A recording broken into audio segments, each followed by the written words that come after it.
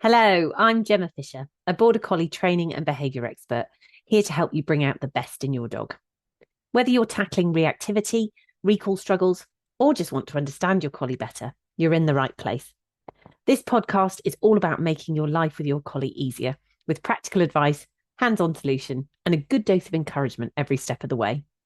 And don't forget, if you want even more support, head over to our Facebook group. That's where you'll find my weekly live Q&A session, exclusive training guides, and a community of collie owners just like you. In today's episode, we're tackling what to do in the heat of a reactive moment, when your collie freezes, lunges, or barks, and how to handle the pressure of public judgment too. From fixated stares to muzzle worries, we've got practical tips to help you feel more confident and in control. So grab a cuppa, get yourself comfy, and let's get started. So you're headed out on a walk. Treats are all chopped up. They're prepared in your pocket. The long line is trailing behind. Maybe you're even feeling a bit hopeful that today's going to be a drama-free walk. But then a dog appears out of nowhere and your collie just freezes. Does that pancaking thing where they go down on the floor and they will not be moved. And then as the dog gets closer, they maybe start lunging, barking, and possibly a growl for good measure. That moment where they go from helicopter ears to crocodile mode and you freeze too. Now what? All right, that's the question that I get asked a lot. Do you pull them back? Do you talk to them? Should you maybe try a treat, see if you can get their attention with some food? Never mind the person that is walking towards you and perhaps what they're thinking as well. Perhaps you're worried about them judging you. And now you're feeling a lot of emotions too. The panic bubbling up, not just from your dog, but inside you as well. And that moment is a tough one, isn't it? I mean, that's the truth of it. There's no getting away from it. It is a difficult moment when it happens, because it's not just about your dog's behavior at that point. It's also about how you're feeling as well. So do I stop, keep walking, use treats? If I react wrong, am I making it worse? Will this ever get better? What will that person think of me? Are they judging my dog, me, both of us? When I asked people about what they'd like me to talk about during this episode, one of you wrote, "My biggest failure is that I am too affected by what I perceive others may think of her reactions." But I think there's so many people that feel like that. I'm sure maybe you listening have maybe thought that before now. Another person shared, "I feel the looks and judgment, and it affects how I'm able to deal with the situation." And honestly, based on the many, many dog owners I've worked with, you're not the only one to have felt this way. That fear of being judged, of feeling exposed or like you're failing is something that almost every reactive dog owner experiences at some point. So let's start by busting some myths. Right, first off, avoiding everything isn't always possible. All right. Ideal world, yes, we would avoid our dog ever having a reaction again, but it's not always possible. And teaching our dogs how to recover when they've got themselves into a bit of a state is just as valuable as teaching them to avoid things. Now, the other myth to bust is about correcting or forcing them forward, not helping either. Particularly when their body is both physically and verbally screaming, "I need space." So trying to do anything in that situation and them having valuable learning is not going to happen. Your calm confidence is probably going to make the biggest difference in these situations. Now, that doesn't mean pretending to be confident. It means having a plan. Now, I don't know about you, but whenever I have a plan, I do, just by virtue of that, I feel a lot more prepared. So therefore, I feel more confident. So you just need to know what to do, even when things do potentially get messy.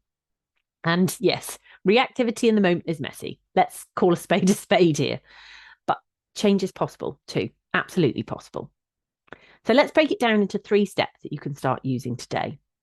So step 1, get distance first. All right. Now, when your collie spots something and begins to fixate, your best chance at heading off a full-blown reaction is to move early, all right, before they pancake to the floor. Now, you're probably thinking, well, yes, Gemma, that's fine. And I would if I could, but they pancake really quickly. So, okay, fair enough. One thing to think about, if you know that this is a possibility that your dog might react like this, is my recommendation is always to have them walking in a harness that has 2 points of contact. So if I feel like the dog is, going to have a reaction, I've got a little bit more control because I've got 2 points of contact. And then the moment that you feel their focus locking in on something, you're going to shorten the lead on that front clip, and then you're going to turn your body in the opposite direction of whatever they're staring at.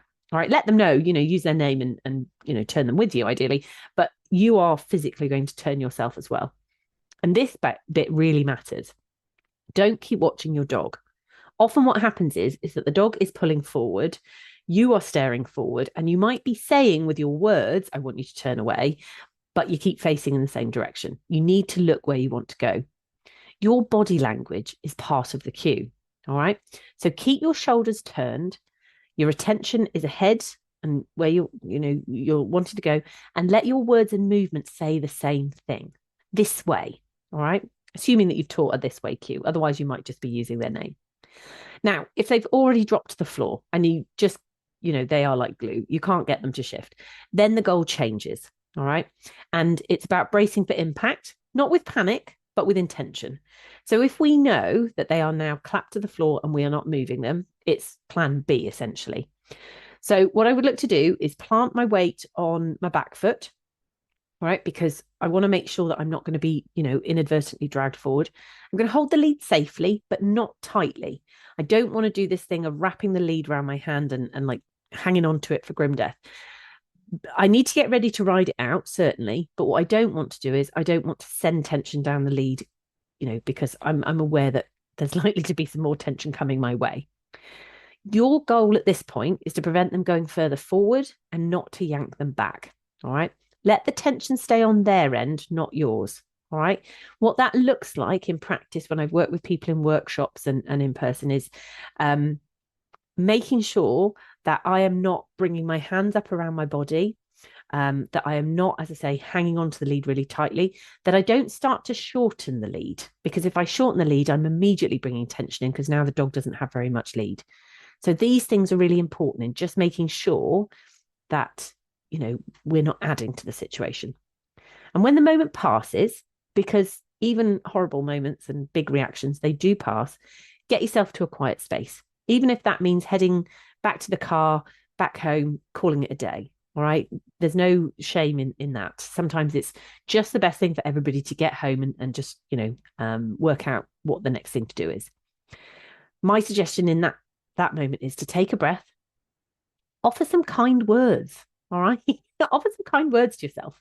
Yes, you do deserve them. And then I want you to do a mental debrief. This is the sort of thing that I would do with my Collie Culture Club students if they came to me having just had a big reactive outburst. So what I want to know is what happened in some detail in terms of how the dog was approaching, what color the dog was, what size the dog was, what the other dog's body language was doing, what the person was doing. I want to know a little bit about what happened. I want to think about what triggered it.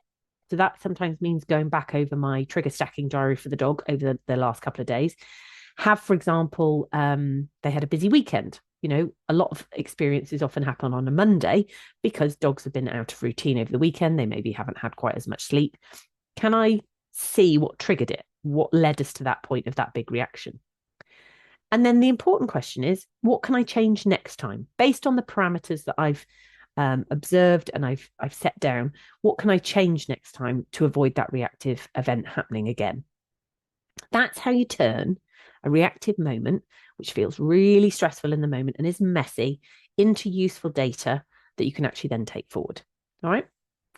Step 2, we're going to look at a turn cue routine. All right. Now, I love this one. I call it this way.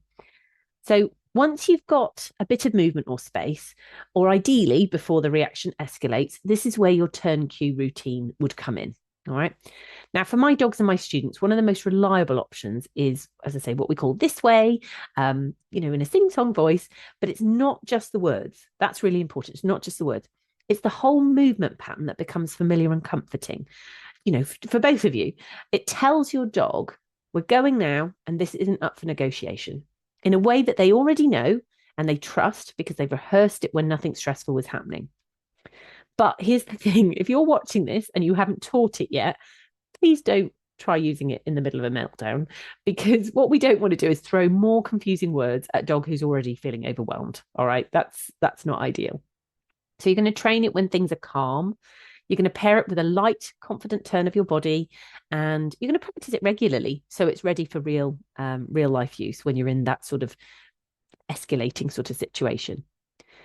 Now, what if your dog's already gone into full helicopter crocodile and nothing is cutting through because they've gone into their meltdown?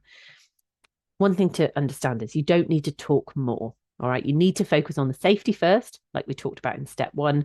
That's, getting into a position where you can keep them safe, brace for that impact of them lunging forward, and get out there as soon as you can. All right. And when your dog does come with you, even if it's just one step to start with, reinforce it quietly, kindly. You don't need to throw a party mid chaos. I don't recommend that because that can actually encourage other dogs to, get more interested in you and follow you in. And you certainly don't want them catching scent of, some really good treats at that point. But your calm praise, your movement, your energy, it's all going to help your dog recover quicker next time because your response didn't add to the drama that they were experiencing. This is the moment where you're going to say to your dog, I see you and I've got you. And we're moving through this together. All right. And we don't necessarily have to say that in words, but it's about our actions. It's about how we are talking. It's about the fact that we're breathing. I see you, I've got you, and we're moving through this together. And the more often you rehearse that turn cue, the more your dog will begin to say, okay, I know this part. I can follow this. Some of my one-to-one students, one of them sent me a video just last week, and the dog is now turning on an absolute sixpence when it hears a this way cue. And she showed me a video of a dog that was further up the path coming towards them, and she had used her this way cue. The dog was just starting to fixate, but she used her this way cue, and the dog went, yeah, got it. Know how that works, because it's, successful rehearsals lead to those times where it can be used in real life situations. Now, step 3, exiting smoothly. All right, we need to think about the exit plan. So once we've got the dog moving forward again, or the reaction has passed, your job is to guide the recovery. All right, we don't want to rush things and then rush straight into another situation that we're then going to have to deal with another big feelings demonstration. So even if your instinct is to absolutely bolt the other way and get out there, try to keep your pace steady, keep your breathing calm. And really, I do think that breathing is important. One of my students that I met for a workshop this past weekend, I observed that her dog was moving very quickly. And I mentioned this to her. And she said, yeah, do you know what I've realized is that I'm not breathing. And she started to take some deep breaths. And guess what? Her dog responded by starting to slow down his pace and starting to engage more. So this breathing, I mean, they tell us, don't they? Breath work is important for meditation, for mindfulness, all of this good stuff. But yeah, super important when it comes to dealing with a dog that is recovering from a reactive episode as well. Your body language is essentially still talking to your dog in this moment. And we want it to say, that was a moment, but we're okay now. I've got you. And it's calm. It's like, yeah, I agree. It was a moment, but we're okay. And like I say, I've got you. And I'm chattering away to a dog that is worried, and I'll talk to them as I go, quietly, kindly. I'll probably be nattering something like, good choice. That's super. Yeah, I saw that dog too. It's a bit much, wasn't it? But you did it. Let's keep going. And it's very calm. It's very matter of fact. It's not about pretending it didn't happen. All right. We do want our dogs to know that we noticed and that, yes, something did happen. But it's about acknowledging it without dwelling on it and making it into, something bigger. And if needed, head somewhere quieter to regroup. So that's an important thing. Have a thought when you are headed out for a walk. Where is a quiet place that you can maybe stop and regroup if you need to? It might mean calling time on the walk earlier, like we talked about, or simply pausing behind a parked car or maybe a quiet corner while you both decompress for a moment. Once you're back in a calm space, reflect. Not to beat yourself up. That's really important. No beating yourself up, but to gather information for next time. All right. And one question I want you to ask yourself is, what went well? Even if it was just a tiny thing, because in my experience, there are small things that do go well, but mostly they get lost in the heat of the moment. So as I say, I want you to think about what is the tiny thing that maybe went well that you can focus on. I want you to think about what signs potentially you missed. As I say, not to beat yourself up, but so that you can think, okay, so I did miss it that time, but that's something that I'm going to look out for the next time we potentially find ourselves in this situation. Was it that the dog was too close? It was too sudden, like it was something that came out of nowhere? Or perhaps it was just too much for today based on looking at our trigger stacking diary. And maybe there's a way that we can avoid the situation in the future by going, okay, we know that we've had a busy few days, therefore we're going to go out for a really quiet walk, or maybe we're going to go to, we'll hire a secure field so that we know that we're going to avoid everybody today. This is not walking away in shame. This is not about walking away in shame. It's about walking away with insight. And the moment itself might be messy, but your exit is where your dog learns that you're steady, even when things feel wobbly. All right. That's the goal of how we leave the situation. Now, let's talk about muzzles. All right. If you're ever unsure about how your dog might react during a moment of reactivity, either towards another dog or towards you, then muzzle training isn't just a good idea. It's a really smart step in your training plan. Now, it's not, for me, about expecting your dog to fail. It's actually quite the opposite. It's about setting you both up to succeed.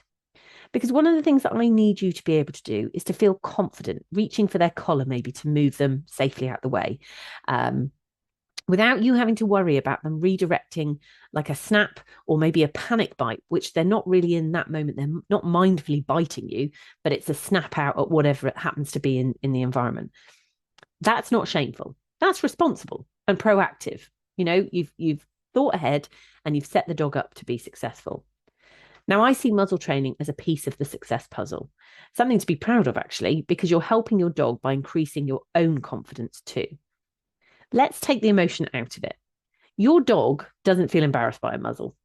They really don't. Any, human feelings about embarrassment and things, those are human feelings.